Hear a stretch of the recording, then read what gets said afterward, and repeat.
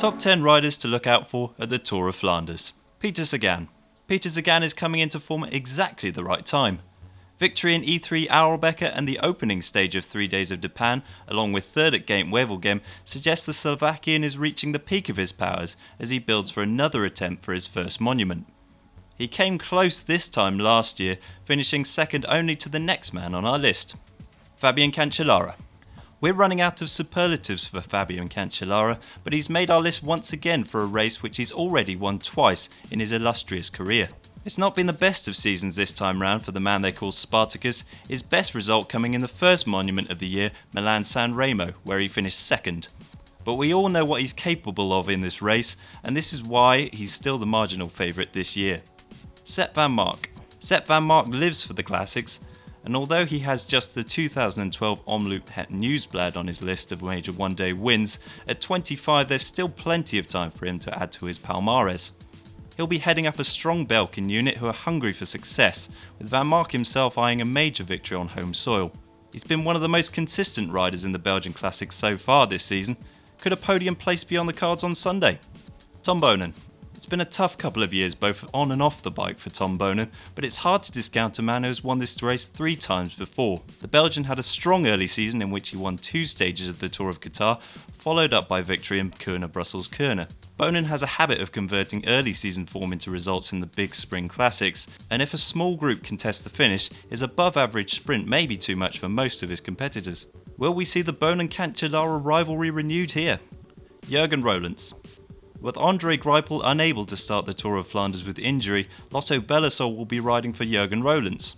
Rolands is a strong rider for the classics in his own right, and although Cancellara was the star of 2013 Tour of Flanders, the Belgian rider's third place finish demonstrated that if he has a good day, he is able to perform with the best.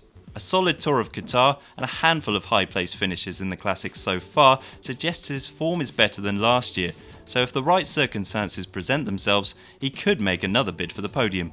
Nicky Terpstra. Omega Pharma Quick-Step has an unbelievably strong classic squad this year, and Nicky Terpstra has demonstrated that if things don't go to plan for Tom Bonin, the Dutchman is more than capable of winning the race in his own right. The 29-year-old looks in great shape, having won this year's Dwars door Vlaanderen after going solo for some 30 kilometres. He followed that up with a second place finish at E3 Arlbeker. If anyone makes the mistake of giving him a gap on Sunday, it could be the last they see of him. Zdeněk Štýbar. Zdeněk Štýbar is another lieutenant of Bonin who has the potential to win the race himself in the right circumstances. The 3-time cyclocross world champion will feel right at home in Belgium, where the home fans have accepted him as one of their own. His ability to negotiate tough terrain will aid him on the iconic cobbled climbs like the Koppenberg, and if he can split the main contenders here, there's the possibility of a high finish for Stevie. Stijn Devolder. Belgian national champion Stijn Devolder will be looking to do his nation proud with a strong performance on Sunday. His primary role will most likely be to take care of Fabian Cancellara, but if the race favourite encounters problems or finds himself heavily marked by the peloton, it could offer Devolder a chance to sneak up the road, a strategy which worked perfectly for him when he won the Tour of Flanders back-to-back in 2008 and 2009. He rode hard in the classics running up to this race, and although he may be an outside shot, it could be his best opportunity to return to his former glory. John Degenkolb. Starting out as a pure sprinter, John Degenkolb has since evolved to become an increasingly useful rider in the classics, with his above-average ability to stay in contact on the climbs. Last year he finished 9th in this race, and 2014 has so far proved to be a breakthrough year, with 5 wins already under his belt, including Gent-Wevelgem. If the finish turns out to be a bunch sprint, the German will have a serious advantage over his rivals. Alexander Kristoff. Alexander Kristoff wasn't a rider we were looking out for at this year's Milan-San Remo, and we all know what happened there.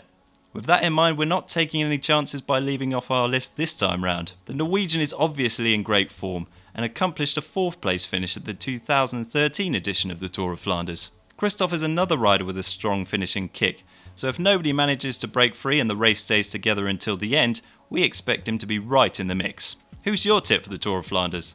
Let us know in the comments down below. GCN is the place to be on YouTube for top 10 cycling videos. Have you seen this one? If not, click here.